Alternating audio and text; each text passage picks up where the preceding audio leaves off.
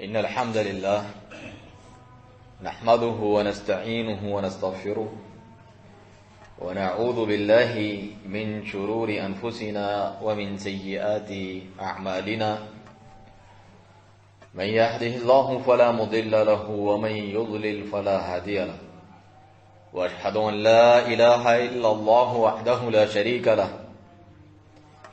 وأشهد أن محمدا عبده ورسوله اللهم صل وسلم وبارك على عبدك ونبيك محمد وعلى آله وصحبه أجمعين فأعوذ بالله السميع العليم من الشيطان الرجيم يا أيها الذين آمنوا اتقوا الله حق تقاته ولا تموتن إلا وأنتم مسلمون يا أيها الناس اتقوا ربكم الذي خلقكم من نفس واحدة وخلق منها زوجها وبث منهما رجالا كثيرا ونساء واتقوا الله الذي تساءلون به والأرحام إن الله كان عليكم رقيبا يا أيها الذين آمنوا اتقوا الله وقولوا قولا سديدا يصلح لكم أعمالكم ويغفر لكم ذنوبكم ومن يطع الله ورسوله فقد فاز فوزا عظيما ثم أما بعد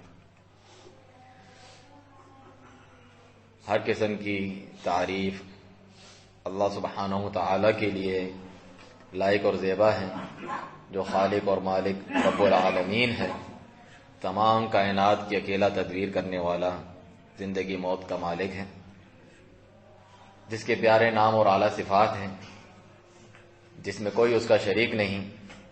اللہ کے رب ہونے کا اور اس کی ان اعلیٰ صفات کا یہ تقاضا ہے کہ ہم اسی کی عبادت کریں، اس کی عبادت میں کسی کو شریک نہ کریں۔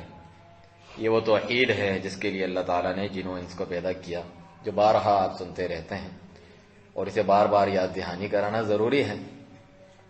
آپ خطبات میں سنتے ہوں گے مختصر حمد و ثنا کے بعد اللہ کی حمد اور جو ہے ثنا صحیح سے بیان تو کرو۔ ایسے معاشرے میں کہ جہاں شرک عام ہے، کلمہ پڑھ کے بھی لوگ شرک کرتے ہیں، مختلف قسم کی گمراہیاں اور بدعات میں مبتلا ہیں، اور آپ اپنے خطبات میں یوں ہی گزر جاتے ہیں کہ مختصر حمد و ثنا کے بعد پھر جو موضوع چل رہا ہوتا ہے حالات حاضرہ کا، اس پہ لمبی چوڑی باتیں کرنا انسان شروع کر دے، یہ قطعاً نامناسب ہے۔ تمام انبیاء کرام خصوصاً رسول اللہ صلی اللہ علیہ وسلم تو ہمیشہ، کیونکہ ہم عربی میں خطبہ پڑھتے ہیں، لوگوں کو اس کا مطلب نہیں معلوم ہوتا، اس میں یہ تمام چیزیں بیان کی گئی ہوتی ہیں، اللہ تعالیٰ کی حمد و ثنا، اس کی توحید کا اقرار۔ ہر وہ خطبہ جس میں تشہد نہ ہو، اللہ کی توحید کا اقرار نہ ہو، رسول اللہ صلی اللہ علیہ وسلم نے فرمایا کہ وہ ید جدوا یعنی مفلوج ہاتھ کی طرح ہے۔ ایک روایت میں اس طرح ہے۔ چنانچہ آپ نے ہمارے خطبات میں سنا، اور جو سنت پر چلتے ہیں، صحابہ کے طریقے پر ان کے جیسا عقیدہ اور ایمان رکھنے کی کوشش کرتے ہیں، وہ قرآن مجید کو، نبی صلی اللہ علیہ وسلم کے فرامین کو اور صحابہ کرام کے طریقے کو، سب کو لے کر ایک ساتھ چلتے ہیں۔ یہ نہیں کہ ایک آیت پر عمل کیا جائے تو دوسری پہ نہ ہو، یا حدیث اور قرآن میں ٹکراؤ پیدا کرنے کی کوشش کی جائے، ایسا نہیں کرتے ہیں۔ جب جا کر ان کا صحیح عقیدہ اور ایمان بنتا ہے، جیسے قرآن مجید میں اللہ تعالیٰ کا فرمان ہے کہ یا ایھا الذین آمنوا لا تقربوا الصلاۃ، اے ایمان والو نماز کے قریب بھی نہ جاؤ۔ کوئی اتنی آیت پڑھے اور لوگوں کو بتاتا پھریں کہ نماز کے قریب نہیں جانا چاہیے، نعوذ باللہ، یہ تو لوگوں کو ایمان کے چھوڑ کر کفر کی طرف بلا رہا ہے۔ اسے کہا جائے گا پوری آیت پڑھو، وَأَنْتُمْ سُكَارَىٰ، نشے کی حالت میں تم نماز کے قریب نہ جایا کرو۔ تو پوری آیات کو لے کر، احادیث کو لے کر ہی دین میں کوئی عقیدہ بنایا جاتا ہے اور سیکھا جاتا ہے۔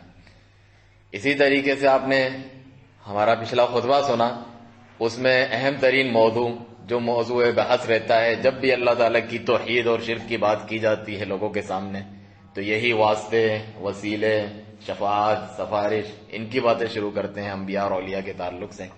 تو اس کی وضاحت ضروری ہے، کیونکہ ان کا پہلا آخری ہتھیار یا دلیل یہی ہوتی ہے، یا شبہ سمجھیں۔ تو اس تعلق سے بھی جب ہم نے آیت پڑھی جو قرآن مجید میں وسیلے کا ذکر ہے کہ یا ایھا الذین آمنوا اتقوا اللہ وابتغوا الیہ الوسیلہ، اے ایمان والو اللہ سے ڈرو اور اس کی جناب میں وسیلہ اختیار کرو، بس اتنی آیت پڑھیں ہم کہیں وسیلہ ذکر ہو گیا۔ اب جیسا چاہے ہم وسیلہ بنائیں، نبیوں کو پکاریں، ولیوں کو پکاریں، ان کے واسطے وسیلے سے اللہ سے دعا کریں، ایسا نہیں ہے۔ خود اس آیت کو بھی اگر پورا پڑھیں اس میں بھی یہ ہے وَجَاهِدُوا فِي سَبِيلِهِ لَعَلَّكُمْ تُفْلِحُونَ، اللہ کے راستے میں جہاد کرو تاکہ تم کامیاب ہو۔ جہاد ایک نیک عمل ہے، نیک عمل اللہ تعالیٰ کی بارگاہ میں قبول ہوتے ہیں، یہ اللہ کا قرب دلانے کا واسطہ، وسیلہ اور ذریعہ ہے۔ تو جتنے ناجائز وسائل تھے ہم نے ان کا ذکر کیا، جن میں سے کچھ تو شرک ہیں، نعوذ باللہ من ذالک، اور کچھ دین میں نئے کام اور بدعات ہیں۔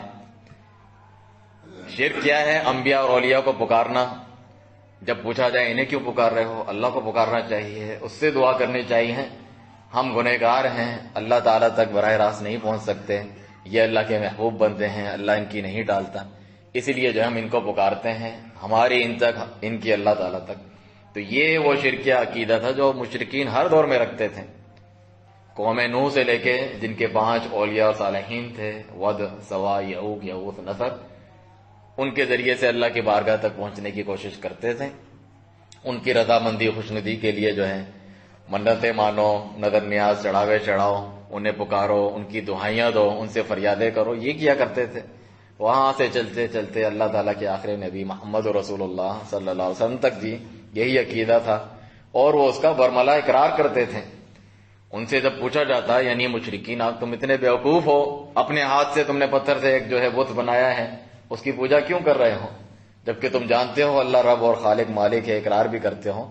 تو وہ جواب دیتے تھے، ان کی نظر میں بڑا سادہ سا جواب، ما نعبدہم الا لیقربونا الی اللہ زلفا، ہم ان کی عبادت نہیں کرتے مگر اس لیے کہ بس یہ اللہ کے قریب ہمیں پہنچا دیتے ہیں۔ اصل چاہت، مطلوب تو ہمارے بھی اللہ تعالیٰ تک پہنچنا ہے، لیکن ذریعہ انہوں نے جو استعمال کیا، الدعاء هو العبادہ، نبی صلی اللہ علیہ وسلم نے فرمایا دعا عبادت ہے، تو دعا پکار آپ نے ان سے کر لی جو اللہ کے علاوہ ہیں، اور پھر یہ عقیدہ رکھا اللہ تعالیٰ تک پہنچا دیتے ہیں۔ تو یہی تو شرک ہے۔ اللہ تعالیٰ نے بارہا اس کا جواب دیا کہ میں تمہارے قریب ہوں، دعاؤں کو سنتا ہوں، مجھے پکارو۔ نبی صلی اللہ علیہ وسلم کی ذات میں، آپ کے طریقے میں بہترین نمونہ ہے تمہارے لیے، وہ اللہ کو پکارتے تھے مختلف اوقات میں، اٹھتے بیٹھتے جاگتے، ہر قسم کی دعائیں، نماز کے علاوہ سب اللہ سے کیا کرتے تھے۔ پچھلے انبیاء کرام کے ہم نے واقعات قصے تمہیں سنائے، سب اللہ سے براہ راست دعا کرتے تھے۔ تو یہ کرو، نہ کہ جو ہے واسطے وسیلے والا شرک تم اختیار کرو۔ دوسرا طریقہ، اللہ سبحانہ تعالیٰ سے دعا کرنا، دعا کا حق اللہ کو دینا، اے اللہ میری دعا قبول کر لے، مجھے بیماری سے شفا دیں، بارش نازل کر، اس طریقے کی دعا کرنا، اور پھر کہنا کہ نبی صلی اللہ علیہ وسلم کے وسیلے سے، صحابہ کرام کے وسیلے سے، علی رضی اللہ عنہ کے وسیلے سے، فاطمہ رضی اللہ عنہ، حسن حسین کے وسیلے سے، اس طریقے سے لوگ دعا کرتے ہیں۔ یہاں بحق نبی صلی اللہ علیہ وسلم کا جو حق ہے ان کے ذریعے سے میں دعا کرتا ہوں، تو یہ بھی دین میں ایک نیا طریقہ لوگوں کا ایجاد کرتا ہے۔ رسول اللہ صلی اللہ علیہ وسلم نے نہیں سکھلایا، نہ صحابہ کرام نے۔ آپ دیکھیں انشاءاللہ جو جائز وسائل ہیں وہ بھی ہم ذکر کریں گے آج کے خطبے میں، کیونکہ یہ دین کا حسن ہے۔ اللہ سبحانہ تعالیٰ جب جہنم کا ذکر کرتا ہے تو جنت کا بھی ذکر کرتا ہے، نیکی کا ذکر کرتا ہے، برائیوں کا بھی ذکر کرتا ہے، ہر چیز کا اللہ سبحانہ تعالیٰ نعم البدل عطا فرماتا ہے کہ شرک چھوڑو تو اللہ کی توحید کو اپناؤ، گناہ برائی حرام چھوڑو تو یہ حلال پاکیزہ چیزیں اللہ تعالیٰ نے تمہیں دی ہیں۔ تو اسی طرح جب یہ حرام شرک پر مبنی یا دین میں نئے کام بدعات پر مبنی لوگوں نے وسائل اختیار کیے ہیں، تو اس کی جگہ اللہ سبحانہ تعالیٰ نے جو چیزیں شریعت بنا کر نازل کی ہیں، سنت کے ذریعے سے بتایا ہے، اسے اختیار کیا جائے۔ تو سب سے عظیم چیز ہے اللہ سبحانہ تعالیٰ کے پیارے ناموں کے ذریعے سے، اس کی صفات کے ذریعے سے اللہ تعالیٰ سے دعا کرنا۔ فرمان باری تعالیٰ ہے وَلِلَّهِ الْأَسْمَاءُ الْحُسْنَى فَادْعُوهُ بِهَا، اللہ سبحانہ تعالیٰ کے تمام نام خوبصورت اور پیارے ہیں، تمہیں کیا کرنا ہے؟ انہیں سیکھنا ہے، سمجھنا ہے، اس کے مطابق عقیدہ بنانا ہے، اور کیا کرنا ہے؟ فَادْعُوهُ بِهَا، اس کے ذریعے سے اللہ تعالیٰ سے دعا کرو۔ جو نام، اس کا معنی جب آپ جانیں گے، اللہ کی پہچان ہوگی، اس سے محبت میں اضافہ ہوگا، اس کا ڈر خوف آپ کے دل میں پیدا ہوگا، تب آپ اللہ سبحانہ تعالیٰ سے بالکل مناسب نام اور صفات کے ذریعے سے دعا کر پائیں گے۔ اور اس کے لیے مزید آسانی کس طرح ہوگی؟ رسول اللہ صلی اللہ علیہ وسلم نے وہ چیزیں سکھلا دی ہیں، ان کے پڑھی گئی آپ دعا پڑھیں گے تو معاملہ اور آسان ہو جائے گا کہ اللہ تعالیٰ تو غفور و رحیم ہے، بخشنے والا مہربان ہے، میرے گناہوں کو بخش دے۔ اپنی کمزوری کا اقرار کریں، میں نے اپنے نفس پہ ظلم کیا، مجھ سے گناہ ہوئے، میری کوتاہی بخش دے، جس طرح اللہ تعالیٰ سبحانہ تعالیٰ نے سکھلایا ہے انبیاء کرام کو، اور نبی صلی اللہ علیہ وسلم کی بہت سی دعائیں ہیں اس تعلق سے۔ رب اغفر وارحم وانت خیر الراحمین قرآن میں ہے، اے میرے رب مجھ پہ رحم فرما، مجھے بخش دے، کیونکہ تو ارحم الراحمین ہے، خیر الراحمین ہے، مجھے رزق دے، تو خیر الرازقین ہے، الرزاق ہے، بے حساب عطا کرنے والا ہے۔ ایسی جگہوں سے بھی اللہ سبحانہ تعالیٰ عطا کرتا ہے اپنے مومن بندوں کو جہاں ان کا وہم و گمان بھی نہیں ہوتا۔ تو اس طریقے سے دعا کرو اللہ سبحانہ تعالیٰ سے، جس طرح آدم علیہ السلام نے دعا کی، ربنا ظلمنا انفسنا وان لم تغفر لنا وترحمنا لنکونن من الخاسرین، اپنے رب کو پکارا، براہ راست پکارا، اپنی کوتاہی کا اعتراف کیا اور کہا اگر تو نے مجھے نہیں بخشا، رحم نہیں فرمایا تو میں خسارہ پانے والوں میں سے ہوں گا۔ یونس علیہ السلام ونادى في الظلمات، اندھیروں میں اپنے رب کو پکارا، اس کے نام کیا، اس کی توحید کا اسے واسطہ دیا، اللہ سبحانہ تعالیٰ کے اکیلے سچے معبود ہونے کا اسے واسطہ دیا۔ کیا پکارا؟ لا الہ الا انت سبحانک انی کنت من الظالمین، کہ نہیں ہے تیرے سوا کوئی عبادت کے لائق اور مجھ سے ہی کوتاہی ہوئی، مجھ سے ہی اپنے نفس سے ظلم ہوا اور تو مجھے بخش دیں۔ تو اللہ سبحانہ تعالیٰ نے کیا فرمایا کہ فنجیناہ من الغم فاستجبنا لہ، ہم نے ان کی دعا قبول کر لی، ونجیناہ من الغم، اور ان کو غم سے ہم نے نجات دی، جس طرح آدم علیہ السلام کو نجات دی تھی۔ دعا کے الفاظ بھی دیکھیں اسی جیسے ہیں، اپنی کوتاہی کمی کا اعتراف اور اللہ تعالیٰ کی پاکی بیان کرنا، اس کی توحید، اس کے پیارے ناموں اور صفات کا اسے واسطہ دینا۔ اللہ تعالیٰ نے آدم علیہ السلام کو خود یہ بات سکھلائی تھی، فتلقى آدم من ربہ کلمات، اپنے رب سے یہ کلمات سیکھیں۔ اللہ سبحانہ تعالیٰ کتنا التواب ہے، توبہ کرنا بھی خود ہی سکھلاتا ہے، توبہ کرنے کی توفیق بھی دیتا ہے اور توبہ قبول بھی کرتا ہے۔ ایسے رب کے بارے میں یہ گمان کرنا کہ ہم گنہگار ہیں، اللہ تعالیٰ ہماری نہیں سنتا، ہم فلاں فلاں کو پکاریں گے تو اس کے ذریعے سے سنتا ہے، کتنی بڑی بدگمانی ہے، کتنی بڑی ناشکری ہے۔ آدم علیہ السلام تو دور کی بات، شیطان نے جب کہا ربی انظرنی الی یوم یبعثون، اے میرے رب مجھے قیامت تک مہلت دے، شیطان دعا کر رہا ہے۔ شیطان سے برا کوئی ہو سکتا ہے؟ آپ مومن مسلمان کوتاہی اور گناہوں کا شکار ہیں، شیطان ابلیس جیسے تو نہیں ہے جو ایک برائی کا سمبل ہے، باقاعدہ خود جہنمی ہے، جہنم کی طرف بلانے والا ہے۔ تو اس نے اللہ سبحانہ تعالیٰ کو پکارا، اپنے رب کو قیامت تک مہلت دیں، اور کسی اچھے کام کے لیے بھی نہیں پکارا کہ میں ان کو گمراہ کرتا رہوں گا آگے پیچھے سے آ کے۔ اللہ کی حکمت اور آزمائش کے طور پہ اس کو قیامت تک کی اجازت دے دی گئی، اور آج آپ بیٹھ کے کہیں کہ ہماری نہیں سنتا ہے اللہ تعالیٰ، کتنی بڑی بدزنی ہے۔ اور اللہ سبحانہ تعالیٰ اپنے نیک بندوں کی بے شک سنتا ہے، جس طرح انبیاء کرام کی ہم مثال دے رہے ہیں، اور اللہ سبحانہ تعالیٰ کی یہ مرضی پہ ہیں، کبھی کسی نیک بندے کی بھی اللہ سبحانہ تعالیٰ کی حکمت کا تقاضا ہو تو اس کی وہ دعا قبول نہیں کرتا۔ جس طرح رسول اللہ صلی اللہ علیہ وسلم جو مستجاب الدعوات ہیں، اللہ سے جب دعا کریں اللہ تعالیٰ قبول فرماتا ہے، آپ سے محبت کرتا ہے، آپ کے پاس لوگ آ کے درخواست کرتے ہیں، آپ دعا کرتے ہیں، اللہ تعالیٰ عطا کرتا ہے۔ لیکن آپ کی بھی ایک دعا اللہ نے قبول نہیں فرمائی، فرمایا میں نے اپنے رب سے 3 دعائیں کی، صحیح حدیث ہے، آپ نے پچھلے سے پچھلے خطبے میں سنی ہوگی۔ اللہ سبحانہ تعالیٰ نے 2 دعائیں قبول کی، ایک دعا میری بھی قبول نہیں کی۔ اللہ سبحانہ تعالیٰ کی مرضی ہوتی ہے۔ ایک یہ دعا کی تھی کہ میری امت عام قحط سالی سے مرنا جائے، سارے کے سارے مسلمان ہی ختم ہو گئے دنیا سے، اللہ نے قبول کی ایسا نہیں ہوگا، کچھ مریں گے کچھ بچے رہیں گے۔ اور یہ بھی دعا کی کہ کوئی باہر کا دشمن آ کے ان پر اس طرح مسلط ہو جائے کہ سب کچھ ہی ختم کر دے، کوئی مسلمان ہی باقی نہ رہے، جڑ سے خاتمہ کر دے، یہ بھی اللہ نے قبول فرمائی۔ تیسری دعا فرمائی کہ آپس میں بھی نہ لڑیں، تفرقے بازی نہ ہو، یہ دعا اللہ نے قبول نہیں فرمائی، اور آپ دیکھتے ہیں مسلمانوں میں اختلاف اور تفرقہ بازی ہوتی ہے۔ اللہ سبحانہ تعالیٰ کی حکمت ہے تاکہ آزمائے کون صحیح راستے پر چلتا ہے اور کون شیطان کے بہکاوے میں آتا ہے۔ تو اللہ سبحانہ تعالیٰ سے براہ راست دعا کرنا یہ ہماری توحید ہے، انبیاء کرام نے سکھلایا ہے، نبی صلی اللہ علیہ وسلم اپنے پیارے صحابہ کرام کو بھی یہی سکھلاتے تھے کہ دعا کرو، جس طرح ابوبکر صدیق کو سکھائیں کہ انی ظلمت نفسی ظلما کثیرا، میں نے اپنے نفس سے بہت زیادہ ظلم کیا ہے، میرے گناہوں کو بخش دے اے میرے رب، تیری طرف سے مغفرت اور توبہ آتی ہے، تو قبول فرماتا ہے، تو غفور الرحیم ہے۔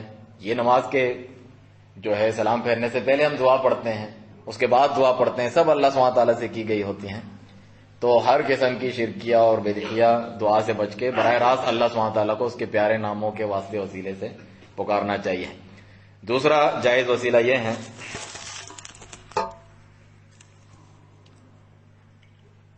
کہ آپ اپنے نیک اعمال کا اللہ سبحانہ تعالیٰ کو واسطہ دیں، اے اللہ میں نے تیرے نبی کی بات مانی، تجھ پر ایمان لایا، تیری توحید کو مانا، مجھے بخش دے۔ اے اللہ میں نے تیرے لیے نماز پڑھی، تیرے لیے روزہ رکھا، تیرے لیے فلاں گناہ سے بچا، توبہ کی، مجھے بخش دے، مجھے عطا کر، مجھے رزق دے۔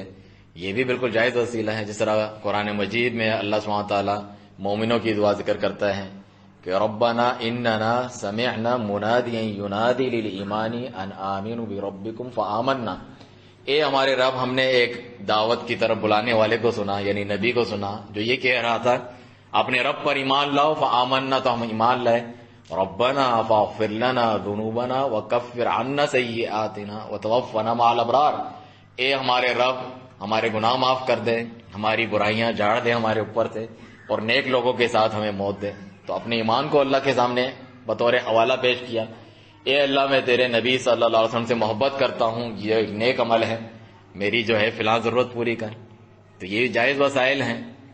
اس کے بارے میں ایک بہت اچھی حدیث صحیح بخاری وغیرہ میں موجود ہے کہ بنی اسرائیل یہاں پچھلی امتوں میں سے 3 لوگ تھے جو جا رہے تھے سفر کرتے ہوئے، بارش ہوئی تو انہوں نے ایک غار میں پناہ لی، اور اس کے منہ پر جو ایک چٹان آ کر گر پڑی جس سے وہ باہر نہیں نکل سکتے تھے۔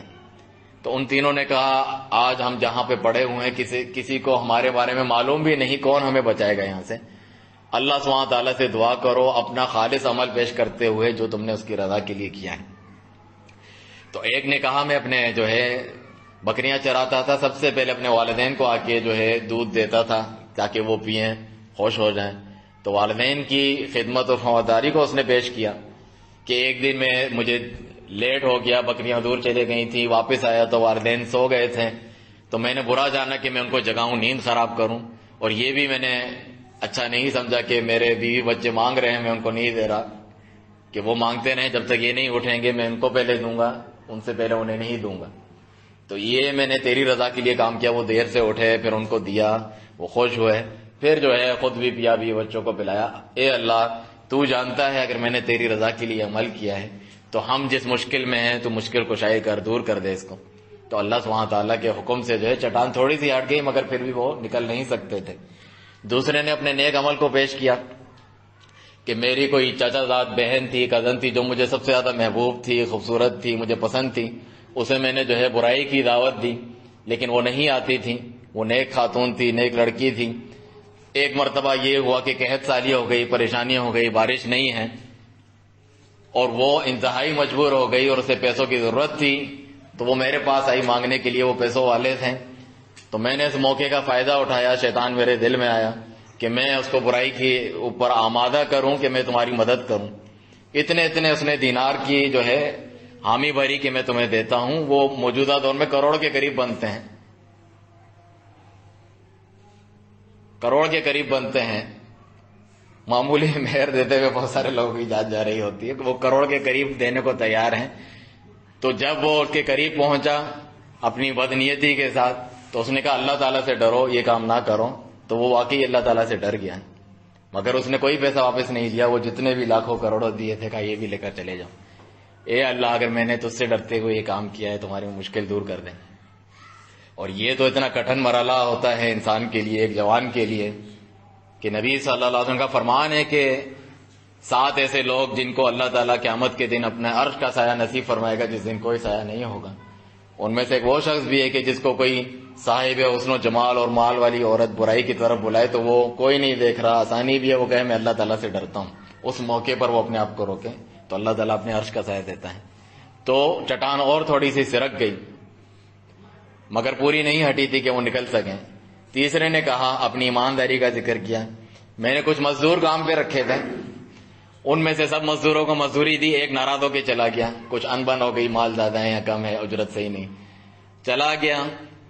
تو میں نے برا جانا کہ اس کی امانت ہے، بھلے کم ہو، میں کس طریقے سے اس کو خرچ کروں۔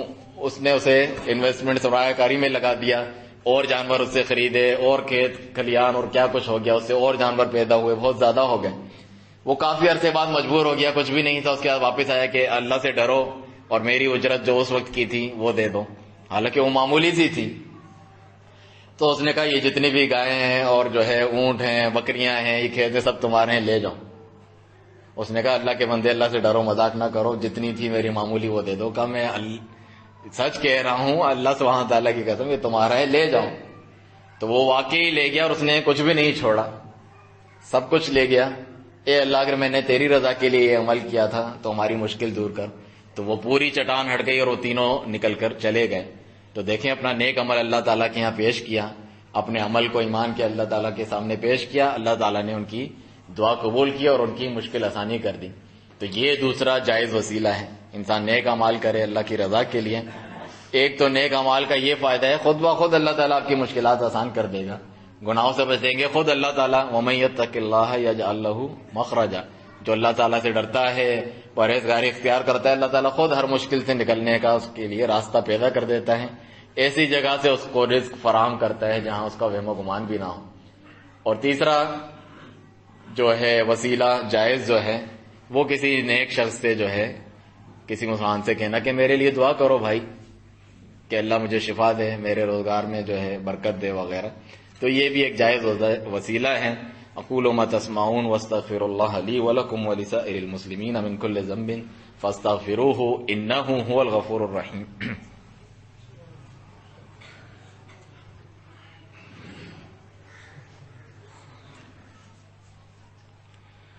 الحمد لله حمدا كثيرا طيبا مباركا فيه كما يحب ربنا ويرضى، اللهم صل وسلم وبارك على عبدك ونبيك محمد وعلى آله وصحبه أجمعين۔ أيها الناس، واعلموا أن خير الحديث كتاب الله، وخير الهدي هدي محمد صلى الله عليه وسلم، وشر الأمور محدثاتها، فإن كل محدثة بدعة، وكل بدعة ضلالة، وكل ضلالة في النار۔ رسول اللہ صلی اللہ علیہ وسلم جمعے کو خطبہ ارشاد فرما رہے تھے، صحیح بخاری مسلم کی روایت۔ یہ روایت بھی انس بن مالک رضی اللہ عنہ سے ہیں، جنہوں نے 10 سال نبی پاک صلی اللہ علیہ وسلم کی خدمت کی، آپ کے جو ہے شب و روز کو اور آپ کے معمولات کو اچھی طرح جانتے ہیں۔ تو عرابی آئے، دیہاتی آئے، اور انہوں نے کہا کہ مال ختم، کھیت برباد ہو گئے ہیں، اہل و عیال بھوکے ہیں، قحط سالی ہو گئی ہے، اے اللہ کے پیارے نبی دعا کریں اللہ تعالیٰ سے کہ وہ بارش نازل فرمائے۔ رسول اللہ صلی اللہ علیہ وسلم نے اسی وقت جو ہے بارش کی دعا کی، اتنی بارش ہوئی کہ آپ ممبر پہ اترتے آپ کی داڑھی سے پانی ٹپک رہا تھا، اتنی جو ہے اللہ سبحانہ تعالیٰ نے برکت والی موسلا دھار انہیں بارش دی۔ فرماتے ہیں کہ اس دن بھی بارش ہوئی، اس کے بعد بھی اگلے جمعے تک بارش ہی ہوتی رہی۔ تو اگلے جمعے واپس سے آئے وہ اور کہا اب تو مال مویشی بھی ہلاک ہو رہے ہیں، کھیت برباد ہو رہے ہیں، یعنی بہت زیادہ بارش ہو گئی ہے اور گھر بھی گر رہے ہیں، دعا کریں کہ بارش رک جائے۔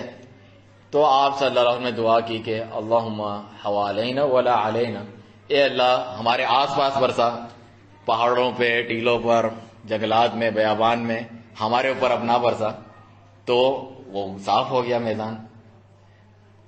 انس بن مالک رضی اللہ عنہ فرماتے ہیں رسول اللہ صلی اللہ علیہ وسلم جب بارش کی دعا کر رہے تھے، باقاعدہ انگلی سے جس بادل کی طرف اشارہ کرتے وہاں بادل جاتے، وہاں بادل جاتے۔ اللہ سبحانہ تعالیٰ آپ کی دعا کو قبول فرماتا ہے۔ تو آپ زندہ حاضر موجود تھے اور آپ سے دعا کی درخواست کی۔ پھر اس کے بعد انس بن مالک رضی اللہ عنہ ہی کہتے ہیں کہ عمر بن خطاب رضی اللہ عنہ دور میں جو امیر المومنین تھے، خلیفہ راشد، جن کی سنت پر چلنے کا حکم ہے تاکہ بدعات سے انسان بچیں، تو اس پر واپس سے قحط سالی ہو گئی۔ تو انہوں نے یہ نہیں کیا کہ رسول اللہ صلی اللہ علیہ وسلم کے روضہ شریف کی طرف جائیں، قبر کی طرف جائیں یا ان کے واسطے وسیلے سے دعا کریں، کیونکہ اس وقت بھی جب وہ رسول اللہ صلی اللہ علیہ وسلم کے پاس آئے تھے تو آپ نے دعا کی تھی۔ اپنے گھر بیٹھے جو اعرابی تھے انہوں نے گھر بیٹھے دعا نہیں کی تھی کہ اے اللہ پیارے نبی کے وسیلے سے ہمیں دے دے، یا سامنے بھی آ کر یہ نہیں کہا تھا اے اللہ نبی کے وسیلے سے ہمیں دے دے، بلکہ آپ کو کہا دعا کریں، آپ نے دعا کی اور بارش نازل نہیں۔ تو وہ بھی یہی دعا کرتے ہیں عمر بن خطاب، اللہم انا کننا نتوسل الیک بنبینا، اے اللہ ہم وسیلہ پکڑتے تھے اپنے نبی کے ذریعے سے، جب بارش نہیں ہوتی تھی تو ہمیں بارش دیتا تھا۔ ادھر وسیلے سے کیا مراد ہے؟ آپ سے دعا کروانا، کیونکہ ابھی آپ نے حدیث میں سنا، یہ بھی صحیح بخاری مسلم کی انس بن مالک رضی اللہ عنہ کی حدیث ہے کہ وہ وسیلہ تھا کیا کہ آپ دعا کرتے تھے یہ نہیں کہ اس کی بھی غلط تشریح کرنے بدعتی لوگ بیٹھ جائیں کہ دیکھو وسیلے کا لفظ آ گیا. ایسا نہیں ہے. جس آیت میں وسیلے کا لفظ تھا اس سے کیا مراد تھی ہم نے بیان کیا کتاب و سنت کے مطابق. تو یہاں بھی جو یہ مطلب تھا کہ آپ سے دعا کرواتے تھے جس کی پریکٹیکل مثال آپ نے ابھی دیکھی. اور بات آیا کہ اب ہم جو ہے عم نبینا یعنی عباس رضی اللہ عنہ جو رسول اللہ صلی اللہ علیہ وسلم کے چاچا تھے اور زندہ موجود تھے انہیں بطور وسیلہ پیش کرتے ہیں. تو وہ وسیلہ بھی کیا تھا؟ اللہ سے دعا کر رہے تھے کہ عباس رضی اللہ عنہ کے وسیلے سے ہمیں بارش دے. نہیں، ان کو باقاعدہ لائے. وہ بزرگ بھی تھے، ان کو زحمت دینے کی ضرورت کیا تھی؟ کیونکہ وہ دعا کریں. انہوں نے دعا کی اور اللہ تعالیٰ نے بارش دی. تو یہ جائز وسائل ہیں. اللہ تعالیٰ کے پیارے ناموں اور صفات کے وسیلے سے دعا کرنا، اپنے نیک اعمال ایمان کو اللہ کی توحید کا واسطہ دے کر اپنے گناہوں کا اعتراف کر کے اللہ کے سامنے دعا کرنا، پیش کرنا، کسی نیک زندہ شخص سے دعا کروانا، یہ بھی جائز ہے.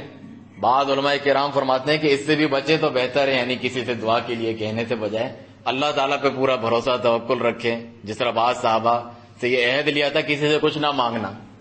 ان کے گھوڑے سے چابک بھی نیچے گر جاتا وہ نہیں کہتے کسی کو اٹھا کے دو. حالانکہ معلوم ہے ہمیں کہ نیکی بھلائی کے کاموں میں تعاون کرنا جائز ہے جو آپ کی مدد کر سکتا ہے، مگر اتنا زیادہ اللہ پہ توکل بھروسہ خالص کسی کی طرف میرے دل میں خیال ہی نہ جائے. تو دعا بھی تو ایک فائدہ پہنچانے والی چیز ہے، بلکہ دوائی سے زیادہ فائدہ پہنچانے والی چیز ہے. تو آپ کسی سے نہیں کہتے، اپنے رب سے ہی شکوہ شکایت کرتے ہیں، دعا کرتے ہیں. یہ زیادہ افضل عمل ہے، لیکن جائز ہے کہ آپ کسی سے کہیں کہ میرے لیے دعا کرو. اسی طریقے سے شفاعت اور سفارش کے تعلق سے بھی بدعقیدگی لوگوں میں عام ہے.